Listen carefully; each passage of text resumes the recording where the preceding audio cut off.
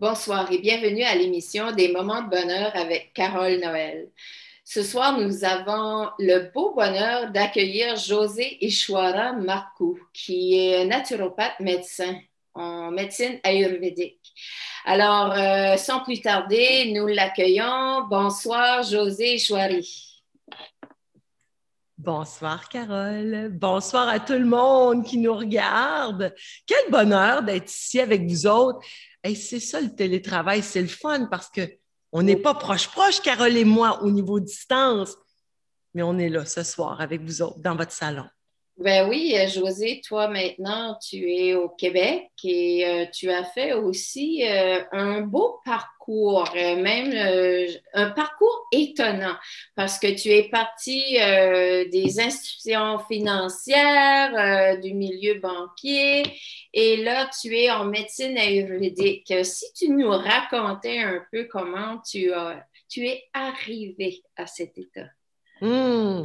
Écoute, c'est vraiment bizarre parce qu'honnêtement, moi, habituellement, c'est moi qui écoute l'histoire de mon client, c'est moi qui prends le temps d'écouter leur parcours. Alors là, de te raconter le mien, ça fait toujours un peu, ben, tu sais, qu'est-ce qu'on va dire qui va être important? Mais moi, je vais vous raconter mon histoire comme elle est venue. Elle est venue très petite. Je me suis jamais vraiment sentie dans ni un clan, ni dans l'autre, mais partout. Alors, j'étais heureuse partout, très jeune. Je n'étais pas prête très tôt à sortir du bedon de maman. Moi, j'ai poussé ça. Tu sais, je n'étais pas prête. Je me disais, hey, une autre vie à accomplir, encore des affaires à apprendre. Ça ne me tentait pas. Mais à un moment donné, la médecine traditionnelle a dit, garde là, ça suffit, on va sortir de là, puis on n'en parlera plus. Alors, j'ai fait un parcours assez différent, oui. Ce qui est important de savoir, c'est j'ai été heureuse, puis je pense que j'aurais été heureuse dans n'importe quel parcours. Moi, j'ai eu une enfance extraordinaire, le bébé de 6. Hein? C'est comme avoir 3 mères puis 3 pères, puis le bonheur était là. J'ai vraiment eu une enfance heureuse. Je peux pas dire que j'avais pas de bobo, j'étais tellement heureuse, moi. Je me réveillais, puis je me réveille encore avec des frissons de bonheur en me disant qu'est-ce que ça va donner aujourd'hui, cette belle journée-là.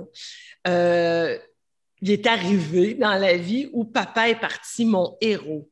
J'avais 12 ans et papa est parti. Papa est décédé et ça a été tragique. C'était un anévrisme au cerveau et pour nous, c'était notre roche. La roche venait de quitter. Et là, ça a été dur pour tout le monde. Naturellement, maman. Parce que maman, elle avait 50 ans, papa, il avait 49 ans, moi, j'avais 12 ans. Alors, ça a été un choc pour tout le monde. Et maman, elle, a pris ce choc-là en disant, garde, la vie comme elle est, c'est terminé. Alors, on quitte la maison où j'avais grandi. Le pitou, ben là, c'est fini. Il n'aura plus de pitou parce qu'il ne mange plus. C'était le pitou à papa. On change de ville. Wow. Avec moi, j'avais une tribe, j'avais ma gang de chums, de filles. Au secondaire, on était fortes ensemble, on était une belle gang. Ben là, c'est fini. on change de ville. Dans quelle ville tu étais? Thetford. Moi, j'étais une fille de Thetford Mines. OK. Alors, tu es au Québec. Oui. Et là, maman décide de déménager. Puis moi, ben, ça a été dur un peu parce qu'on a déménagé dans une bigénération, ce que j'ai aujourd'hui, avec ma sœur, ses enfants qui étaient tout petits. Okay. Et là, il y a eu un temps où, tu sais, l'adolescence, Carole, tu sais, c'est quoi, tu sais? Tu arrives un paquet d'affaires à 12 ans, ton corps, ton père n'est plus là, tu n'as plus tes balises. Non. Alors, c'est quoi que tu fais? Moi, j'ai décidé de... Moi, j'étais une fille artiste un peu, fait que j'ai dit, garde, on va créer pièce de théâtre, on va danser, on va apprendre on va donner des cours d'aérobie puis des cours de ballet, même si on n'a jamais appris ça.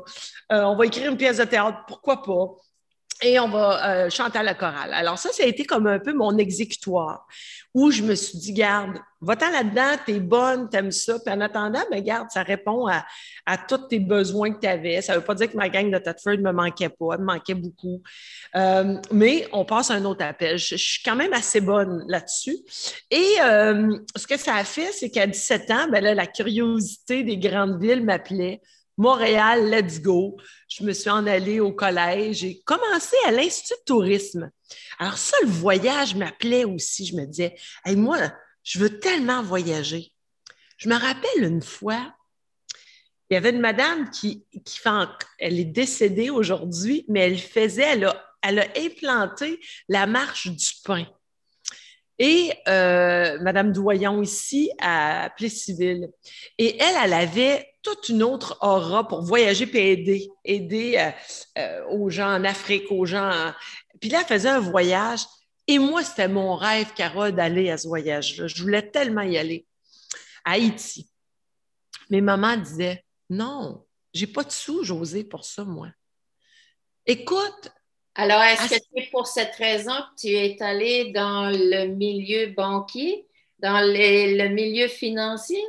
Le milieu financier, c'est arrivé plus tard. Moi, mes deux sœurs étaient dans le milieu financier. Puis pourquoi je suis arrivée à Haïti, pourquoi je te compte cette bulle-là, c'est que je ne l'ai pas eu, mon voyage. Je ne suis pas allée. Mais dans ma tête, dans mon cœur, je me disais, hey, attends une minute, quand je vais avoir les sous, je vais partir. C'est ce que j'ai fait très tôt. Et le domaine banquier, lui, c'est d'autres choses parce que je suis partie à Montréal après ça. Tu sais, Montréal, c'était étourdissant. Alors, je me suis étourdie là-dedans. Je me suis un peu perdue quelque temps. Je savais plus trop le bon, le mauvais. Puis, tu sais, pas à des degrés, mais pour moi, je m'étais perdue. Et à un moment donné, je me suis dit, regarde, je vais aller m'installer.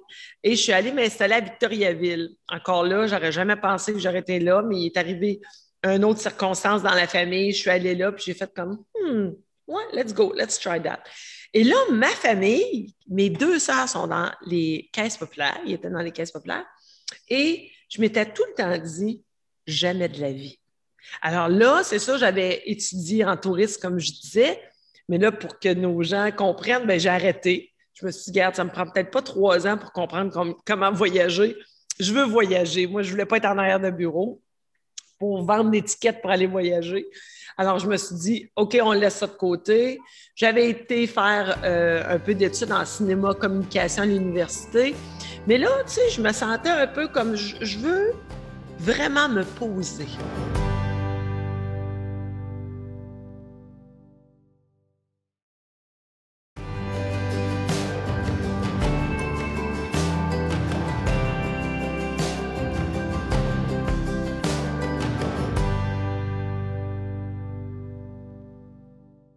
Mais comment tu as fait, Josée, pour dire, parce que là, tu dis, je veux vraiment me poser, puis tu es allé dans le milieu financier, mais tu as terminé en médecine ayurvédique, mais comment est-ce que cette étincelle, parce que c'est vraiment pas la même chose, là. Donc, comment cette étincelle de médecine ayurvédique est venue sur ton chemin pour que les humains qui nous écoutent ressentent que ben, des fois, on fait différents parcours pour arriver à notre mission de vie. Alors, comment cette étincelle est venue pour toi? Bien, elle est venue parce que je suis allée dans le domaine bancaire. Je suis allée où je m'étais dit que j'irais jamais. Alors, quand j'avais vu mes deux sœurs, j'avais dit, regarde, je vais aller là. Et pourquoi je suis allée là? Pour moi, ça répondait à un besoin. Parce que quand papa est mort, on a vendu la maison, on est parti et il y avait de l'insécurité financière. Alors, pour répondre à ta première question, pourquoi je suis allée dans le domaine bancaire, j'avais de l'insécurité financière. Alors, moi, je m'étais dit, je ne veux pas ce qui est arrivé à maman m'arrive. Alors, moi, le meilleur moyen de savoir quoi faire avec les sous, je vais rentrer dans le domaine bancaire. Et j'ai commencé vraiment en faisant des dépôts retraits là, au comptoir. J'ai vraiment commencé à la source. Je me suis ramassée au Nunavut, etc. Et pour répondre à ton autre question, ce qui a fait l'étincelle, bien, à un moment donné, je m'étais mis un but financier. Et quand j'avais atteint ce but financier-là, je m'étais dit, je passe à d'autres choses. Il est arrivé très tôt ce but financier-là, j'ai eu la chance, mais je n'ai pas passé à d'autres choses. Et là, quand tu commandes quelque chose à l'univers, puis tu fais une promesse avec, ben l'univers, elle t'écoute. Puis elle va t'écouter, puis des fois, elle va le faire plus vite, puis des fois, elle va le faire plus lent. Mais dans mon cas, elle écoute. Elle écoute assez vite, puis elle me donne assez vite. Mais je n'ai pas rien fait avec ça. J'avais encore trop d'insécurité. Ah, la peur. La peur était après toi. l'insécurité est encore là, financière. Je me disais, écoute, je suis trop jeune. Tu sais, c'est arrivé. Moi, écoute, c'était un but financier. Je m'étais dit, quand je vais avoir 100 000 dans le compte, qui va avoir été gagné légalement et bien, ben, je vais m'arrêter. C'est fini. Puis là, je vais passer à un autre domaine que j'ai tout le temps voulu, c'est-à-dire le domaine de la communication, du cinéma, de la télé. Et quand j'ai eu ça, j'étais très jeune. J'avais 28 ans parce que j'avais fait des bons coups financiers, puis j'avais fait aussi des bons achats et des bonnes reventes de maisons, etc. J'avais construit quelques maisons. Mais quand c'est arrivé, je n'étais pas prête. J'ai fait comme, oh non, pas tout de suite. J'ai continué. C'est l'ego aussi. C'est pas juste la peur. L'ego aussi embarqué parce que j'étais bonne là-dedans. Ouais. Alors, tu sais, moi, j'ai commencé caissière et je suis devenue assez rapidement la première directrice, une des plus jeunes directrices au Québec, femme. Alors, tu sais, l'ego embarque là-dedans, on est bon, on a des prix, on a, eh ben, regarde, pour quelqu'un qui n'a jamais voulu faire ça, puis l'argent était bon, bon, on a continué. Mais là, à un moment donné, je pense ce qui est arrivé de plus important pour les auditeurs à comprendre, c'est que le mur de briques, quand tu ne fais pas ta vraie nature, quand tu ne réalises pas ta vraie nature, il y a des symptômes. Pour moi, j'étais en super shape, je mangeais super bien, fait qu'il n'y avait pas vraiment de symptômes physiques, mais il y avait des symptômes, je vais dire, les briques montaient, le mur commençait à monter. Et là, la madame a assez pété le nez dans le mur. Il est arrivé des choses au travail que je m'étais dit, ça, c'est pas dans ma loyauté, c'est pas dans mes valeurs, et ça, j'embarque pas là-dedans. Ça, c'est pas moi. Alors, tu as écouté ton intérieur pour penser. Ça a été difficile. Ça m'a pris du temps. Ça m'a pris du temps. J'avais pas la sagesse de tout que j'ai là. Ben, c'est ça. Puis ça a été quand même difficile. On va pas se leurrer là-dessus, là. Mais tu as quand même arrivé à dire, OK, j'écoute mon intérieur, j'écoute qu'est-ce que mon corps est en train de me dire. Écoute, c'est comme, j'avais un client cette semaine où il revient de 5 ans de drogue dure, 5 ans de crack, puis j'ai dit, pourquoi t'as arrêté? Il dit, écoute, j'avais plus le choix. Quand je me regardais, je me reconnaissais plus, c'était ça ou la mort. Moi, j'étais pas rendue là, mais sincèrement, je me reconnaissais plus dans le sens où je me disais, non, mais attends, t'as fait un pacte. Tu ne l'as pas respecté. C'est ça qui t'est arrivé dans la vie. Il n'y a rien pour rien. Réveille. Ouais. Et ça prend du courage. On le sait, ça. Ça prend du courage pour changer les choses. Parce que c'est pas facile changer. Ouais. C'est pas facile. Mais quand j'ai pris la décision, OK, I'm done, ben là, j'ai pris ma retraite qui était à 37 ans. Et là, j'ai dit, là, ma belle, tu n'as plus d'excuses. Tu y vas. Alors là, ce que j'ai fait, j'ai ressorti. Moi, j'écrivais. Je ne sais pas si tu fais ça, Carole. Tu sais, il y en a qui écrivent leur journée. Maman, elle a 91 ans, puis elle écrit encore dans son agenda. Est-ce qu'il fait beau aujourd'hui? Qu'est-ce qu'elle a fait? Je trouve ça capotant. Mais moi, j'ai tout ressorti, ces journaux-là. J'en avais pour, tu sais, j'avais commencé, peut-être j'avais 10, 11 ans. Puis là, j'avais 37 ans.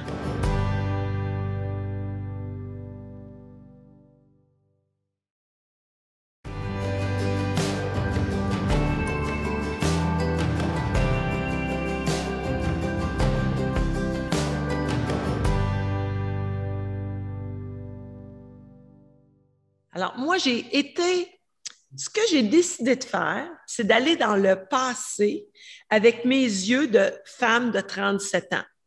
Alors, je suis allée voir l'enfant qui était dans mes livres et j'ai lu en essayant de me détacher. Alors, ce que j'ai fait comme exercice, c'est que je regardais la femme qui lisait ces livres-là d'en haut. Parce que, pas pour dire, hey, regarde, c'est quoi qui s'est passé là? Non, non, non. C'était pour dire, détache-toi. Détache-toi de ça et regarde-le avec des yeux du cœur. Pas avec l'ego, pas avec tes sentiments. Essaie de le regarder avec des yeux du cœur. C'est ce que j'ai essayé de faire et j'ai passé à travers tous les livres. Ça a été douloureux, Carole. Ça a été douloureux. Parce que même si je regardais d'en haut, je regardais la petite fille de 12 ans qui venait de perdre son papa, mais qui était comme une grande femme dans son cœur parce qu'elle ne pouvait pas pleurer, elle ne pouvait pas être triste parce que maman, elle était triste. Parce que maman venait de perdre 75 livres avec 2 bronchettes après qu'elle ait perdu son homme, sa roche. Alors, j'ai revécu des moments qui ont été pénibles. Alors, plus je lisais ça, plus j'essayais de me détacher pour bien la comprendre, cette femme-là, et savoir aujourd'hui quoi faire avec, où tu veux aller. Alors, en quelque sorte, tu as commencé à reconnecter avec la petite Josée. C'est presque comme si tu as fait un retour en arrière pour arriver à connecter avec cette petite fille pour presque l'apporter où elle est censée être. Exact. Parce que je savais que j'étais pas dans ma vraie nature. Je savais que j'avais vécu des choses dans la peur, dans l'ego. Puis je me disais, hey, ça, c'est pas moi. Je me reconnais pas. J'ai tout le temps été. Tu sais, à un moment donné, c'est comme si, on va en parler plus tard, mais les auditeurs, vous allez comprendre plus tard. Dans 4 émissions, je suis sûre que vous allez être bon là-dedans. Mon pita avait vraiment fait resurface. Et là, il était vraiment up to the top. Puis là, il était plus beau. Puis j'aimais pas ça. Alors là, je me suis dit, un instant, reconnecte-toi avec le passé, vois d'où tu arrives, va revoir d'où tu arrives. Parce que, tu sais, la beauté de l'écriture, c'est que quand on écrit la main ouverte, c'est-à-dire qu'on n'a pas peur que quelqu'un nous relise ou on n'a pas peur de ce qu'on dit, on est honnête, puis on lit, on écrit. Quand on fait ça et on se relit, on apprend. Parce que des fois, souvent, on va bloquer. On va dire, non, non, tu sais, quelqu'un va nous dire, hey, t'étais le même quand t'étais petite. Non, non, je faisais pas ça, moi. Ou, non, non, c'est pas moi, ça. Non, non, tu comprends? Mais quand on se relit, on dit, hey, je pensais de même. Hey, c'est vrai, ça me reconnaît. Et là, le feu vibrant en moi reprenait forme. Je me reconnectais avec ma vraie nature. Ça c'était gratuit. J'avais juste à relire mes livres, mais ça a été toute une expérience et j'ai adoré, même si ça a été pénible. Puis cette expérience-là t'a apporté à la médecine ayurvédique. Pas tout de suite. Oui, mais pas tout de suite. Moi, on dirait, là, Carole, c'est comme si je suis née, OK? Et moi, je me suis dit, je vais avoir tout le temps du monde pour faire ce que je dois faire. Mais en attendant, je vais avoir du fun. Fait que là, mes peurs étaient réglées. Hein? J'avais plus peur de manquer de quoi. On était vraiment aisés. Bon. Fait que ça, c'était réglé. Fait que là, je me suis permis d'avoir du fun. Parce que je me suis dit, tu le sais qu'à un moment donné, il va falloir que tu fasses qu'est-ce que tu es supposé faire, qu'on appelle le dharma, la vraie nature. Fait que là, en attendant, tu vas aller te faire plaisir un peu. Et j'avais besoin de ça, Carole. J'avais besoin d'aller me faire plaisir physiquement, mentalement. Alors là, j'ai fait, je suis sûre que les auditeurs vont dire, ouais, on comprend, la to-do list. La chère liste, là, que tu dis, si un jour je mourrais demain matin, c'est quoi qu'il faut qu'il soit? C'est le bucket list! Et j'ai fait ça. J'ai fait un bucket list. Et là-dessus, je me suis dit, quand ça va être fini, une autre promesse avec l'univers, quand ça va être fini, ma belle, là, tu vas y aller avec ta vraie nature. Puis tu vas la demander, là, qu'elle soit synchronisée pour pas que tu rentres trop dans le fun. Alors, parce que j'ai eu, comme je disais, vraiment une vie choyée, puis j'étais capable financièrement d'avoir du plaisir pendant un bon bout de temps. Mais je savais aussi qu'il fallait que je réponde à pourquoi j'étais venue ici, pourquoi je suis revenue ici sur cette terre-là, puis c'est quoi je suis venue faire. Dans mon fun, à un moment donné, ben, tu sais, moi, je voulais être triathlète. Moi, je voulais être un athlète. Quand j'étais jeune, je me suis dit, ben, pourquoi j'essayerais pas ça à 40 ans? Mieux là qu'à 90, fait qu'on va essayer ça. Et là-dedans, j'étais au Nouveau-Brunswick et j'avais une collègue qui disait, moi, j'aimerais ça aller en vacances avec toi. Tu vas tout le temps voyager. Alors, on a dit, regarde, on va aller à un ashram. Un ashram, oui, un cours de yoga. Ah, ça m'appelle, on y va. On est allé là et là, ma vie a bousculé. C'est là que tout a bousculé. Quand mon petit Bouddha m'a dit, Ishwari, you gotta do it. You gotta do Ayurvedic medicine. Là, Carole, tout a bousculé. C'est là que la médecine ayurvédique est rentrée dans mon cœur. Je l'ai résisté 9 mois de temps. J'ai dit oui. Et c'est là que je suis devenue le médecin que je suis aujourd'hui, médecin ayurvédique, ou naturopathe médecin, parce que des fois, on n'a pas le droit de dire ça, médecin ayurvédique. Alors, tu as embarqué sur ce chemin de médecine ayurvédique. et tu pratiques maintenant de chez toi au Québec. Et ce qui est intéressant, la médecine ayurvédique par rapport à la médecine traditionnelle va chercher les plantes, va chercher, parle-nous un peu de qu'est-ce que ça va chercher pour terminer cette émission ici. Et moi, j'en ai tellement dit, je vais te dire, on va en parler les 4 prochains épisodes, Oui. hein, tu le sais.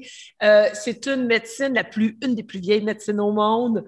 Oui. Pour moi, c'est une médecine complète. C'est une médecine qui parle de la tête aux pieds. Alors, Svasti, le nom de ma compagnie, qui veut dire du corps à l'âme, en passant par l'esprit, on connecte tout ensemble. Tout est évalué. Ce qui se passe ici, ce qui se passe dans le cœur, dans l'âme, et ce qui se passe dans le corps. Alors, c'est une médecine vraiment complète. Merci, Josée Chouari. Nous allons continuer cette belle aventure de médecine ayurvédique avec Josée Chouari durant les 4 prochaines émissions, puisque nous allons aller plus en profondeur dans cette médecine et aller apprendre. Et je vais servir de cobaye. Donc, parce qu'on veut permettre aux humains d'en apprendre beaucoup plus par rapport à cette médecine et cette médecine existe pour notre plus grand bien. Alors, sur ce, merci Josée Chouari et à bientôt pour ces 4 autres émissions et je vous souhaite une merveilleuse soirée et merci pour votre présence et encore plus de bonheur, plus d'harmonie et de paix dans notre cœur, plus de paix, d'harmonie et de bonheur sur cette magnifique terre. Merci.